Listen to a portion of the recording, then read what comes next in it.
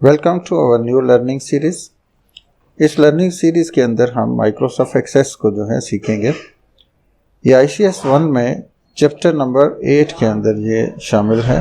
तो इस कोर्स को कंप्लीट करने के बाद आपका चैप्टर नंबर 8 जो है वो भी कवर हो जाएगा और इसी तरह से हम माइक्रोसॉफ्ट एक्सेस को भी सीख जाएंगे। आज के लेक्चर के अंदर हम सीखेंगे कि माइक्रोसॉफ्ट ऑफिस या एक्सेस को किस तरह से इंस्टॉल किया जाता है, फर्स्ट डेटाबेस किस तरह से हम क्रिएट करेंगे और डेटाबेस के अंदर डिफरेंट टर्म्स जो यूज़ होती हैं उनको हम पढ़ेंगे।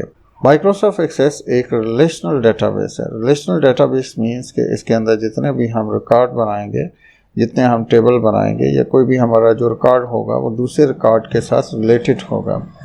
माइक्रोसॉफ्ट एक्सेस आपका एक पावरफुल टूल है जो किसी भी नॉर्मल फाइल सिस्टम की निस्बत ज़्यादा बेहतर जो है ये आपको डेटाबेस को मैनेज करने के लिए ये यूज़ किया जा सकता है। नॉर्मल फाइल सिस्टम के अंदर आपकी डुप्लिकेशन क्रिएट हो सकती है, डाटा के अंदर प्रॉब्लम जो है वो क्रिएट हो सकते हैं। जब किसी भी डेटाबेस के अंदर जो है डुप्लिकेशन क्रिएट होती है तो वो प्रॉब्लम जनरेट करती है। जबकि माइक्रोसॉफ्ट एक्सेस के अंदर क्या है कि ये आपके डाटा के अंदर जो है डुप्लिकेशन क्रिएट नहीं होने देगा। इसके अलावा आप अपनी मर्ज़ी से किसी भी डेटाबेस के ऊपर जो है डिफरेंट रूल्स जो हैं उनको अप्लाई कर सकते हैं। कंप्यूटर के अंदर जब भी कभी प्रॉब्लम आता है तो वो यूज़र की वजह से आता है कि यूज़र गलत डाटा जो है इंटर करता है। लेकिन अगर यूज़र को गलत डाटा इंटर करने से रोक दिया जाए तो आपके कंप्यूटर में एरर नहीं आ सकते। तो इसीलिए माइक्रोसॉफ्ट एक्सेस को यूज़ किया जाता है, जिसके जब हम डेटाबेस बनाते हैं तो डिफरेंट रूल्स जो हैं उनको अप्लाई करते हैं जो गलत डाटा को इंटर होने नहीं देते। नेक्स्ट हम देखते हैं कि डिफरेंट टर्म जो माइक्रोसॉफ्ट एक्सेस के अंदर यूज़ होंगी। तो सबसे पहले data, raw fact, figure, text, picture, sound या जो भी चीज़ आप कंप्यूटर के अंदर इंटर करते हैं वो हमारा डाटा कहलाता है। डाटा के ऊपर जब प्रोसेस किया जाता है वो इंफॉर्मेशन बन जाती है। नेक्स्ट डेटाबेस क्या है? Collection of data. जब आप डाटा को इकट्ठा कर लेते हैं, ऑर्गेनाइज कर लेते हैं एक प्रॉपर तरीके से तो हमारे पास डेटाबेस बन जाता है। डेटाबेस के अंदर रिकॉर्ड्स होंगे, यानी सिंगल रो जो आपके पास एक होगी किसी भी फाइल के अंदर, किसी भी टेबल के अंदर, वो एक रिकॉर्ड आपका कहलाएगा। इसके बाद फील्ड्स होंगी। फील्ड क्या होंगी? जो कॉलम्स हैं, किसी भी टेबल के अंदर कॉलम्स हैं या एट्रीब्यूट्स हैं उनको हम फील्ड कहेंगे। और टेबल क्या होगा? रोज और कॉलम्स में डाटा को लिखने को हम टेबल कहेंगे।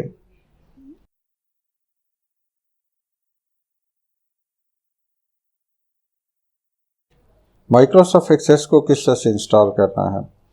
या तो आप इसको डाउनलोड कर लें या फिर इसकी CD ले लें और जहाँ पे आपका ये फोल्डर है वहाँ पे आ जाएं और सेटअप के ऊपर, ये ऑफिस का सेटअप है, इसके ऊपर डबल क्लिक कर दें। सेटअप पे ये आपसे पूछेगा कि आपने इंस्टॉल करना है, यस कर दें इसको।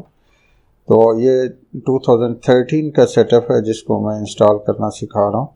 यहाँ पे आप सिलेक्ट करें, आई एक्सेप्ट कर लें इसको और कंटिन्यू कर दें।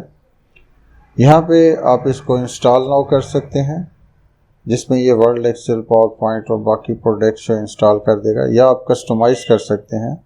और उसके बाद आप यहाँ से सिलेक्ट कर सकते हैं कि एक्सेस, एक्सेल, इन्फो पेज और क्या क्या आपने यहाँ पे इंस्टॉल करना है। तो जो चीज़ आपने इंस्टॉल करनी है सिंपली वो पहले से सिलेक्ट है कि रन फ्रॉम माई कंप्यूटर, ये टोटली आपके कंप्यूटर से चलेगा।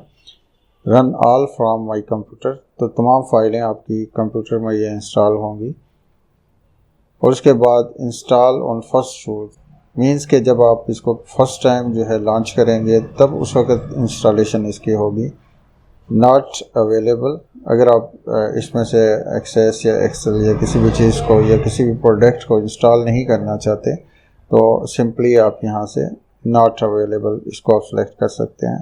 तो सिंपली आप इसका बेहतर तरीका ये है कि इंस्टॉल नाउ पे क्लिक कर दें और इसको यहाँ पे इंस्टॉल होने दें, जो बाय डिफ़ॉल्ट पहले से सिलेक्ट है, कोई भी आप इसके अंदर चेंज ना करें और इंस्टॉल नाउ इस पर क्लिक कर दें।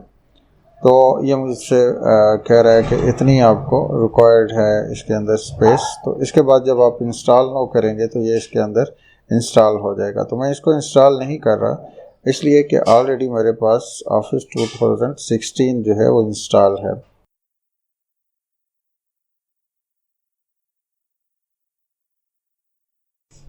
ये चेक करने के लिए कि आपके पास माइक्रोसॉफ्ट एक्सेस इंस्टॉल है या नहीं, यहाँ पे सर्च के अंदर आएँ और यहाँ पे एक्सेस लिखें। जब आप एक्सेस लिखेंगे तो अगर ये इंस्टॉल होगा, जो भी वर्जन आपके पास होगा 16 या 13 या जो भी, वो यहाँ पे आपके पास आ जाएगा।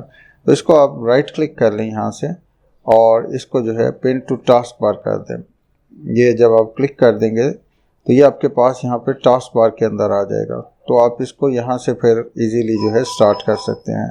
तो यहाँ पे इसको क्लिक करें तो ये आपके पास माइक्रोसॉफ्ट एक्सेस जो है वो स्टार्ट हो जाएगा। यहाँ पे फर्स्ट जो आपके पास पेज आएगा, यहाँ से आपने ब्लैंक डेटाबेस जो है उसको सिलेक्ट करना है। ब्लैंक डेटाबेस मतलब खाली डेटाबेस। यहाँ पे आप क्लिक कर दें। यहाँ से आप इसकी लोकेशन को सेट कर सकते हैं कि कहाँ पे आपने डेटाबेस को सेव करना है। तो यहाँ पे क्लिक करें तो जहाँ पे भी आप डेटाबेस को सेव करना चाह रहे हैं, सिंपली मैं डॉक्यूमेंट इसको सिलेक्ट कर लेता हूँ और इसको ओके कर दें। नेक्स्ट स्टेप के अंदर यहाँ फाइल का नाम, जो भी आप फाइल का नाम रखना चाहें वो आप यहाँ पे रख लें। तो मैं कॉलेज को जो है उसको जो है कंप्यूटराइज करने जा रहा हूँ कि कॉलेज के सारे डेटाबेस को हम कंप्यूटराइज करेंगे इस कोर्स के अंदर। तो मैं इस डेटाबेस का नाम भी कॉलेज रख देता हूँ और इसके बाद आप इसको क्रिएट कर दें। ये आपसे कह रहा है कि ऑलरेडी पहले से इस नाम से है, तो ओवरराइट हम कर देते हैं, यस कर देते हैं। ये फर्स्ट पेज आपके पास आएगा। यहाँ पे फर्स्ट टेबल जो है वो यहाँ पे आप क्रिएट कर सकते हैं। तो इसको सिंपली हम यहाँ से क्लोज कर देंगे। यहाँ पे अगर हम इसके लेआउट को देखें तो यहाँ आपके पास फाइल है, नेक्स्ट आपके पास होम, क्रिएट, ये डिफरेंट आपके पास इसके अंदर जो है टैब हैं जिनको हम आगे अपने कोर्स के अंदर पढ़ेंगे। इस कोर्स के अंदर हम जो पढ़ेंगे वो किस तरह से टेबल क्रिएट किया जाता है ये हम पढ़ेंगे, क्यूरीज किस तरह से जनरेट की जाती हैं ये पढ़ेंगे, और फॉर्म्स किस तरह से ये क्रिएट किए जाते हैं, इनको किस तरह से यूज़ किया जाता है ये पढ़ेंगे, और इसके बाद रिपोर्ट्स किस तरह से जनरेट की जाती हैं ये हम पढ़ेंगे।